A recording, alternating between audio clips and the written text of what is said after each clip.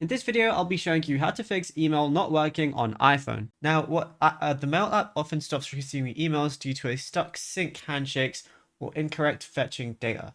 So what you want to go ahead and do is firstly open up your Mail application, and then from here, once it's open, just go over to all inboxes and then do a big swipe, and it's going to start refreshing the page. And if that still doesn't work, however, what you can go ahead and do is go over to settings, scroll all the way down to the bottom where it says apps, and then locate your Mail application. So just go obviously over to M, then go ahead and click on it.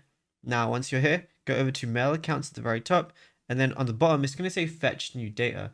Ensure push is toggled on because that's definitely going to help. And then also, if you have to re-enter your password, you can do that. The final thing I'd recommend is just going ahead and removing your account and then re-adding it to your iPhone, and then you should be good to go. Now, if you found this video helpful, be sure to drop a like and subscribe.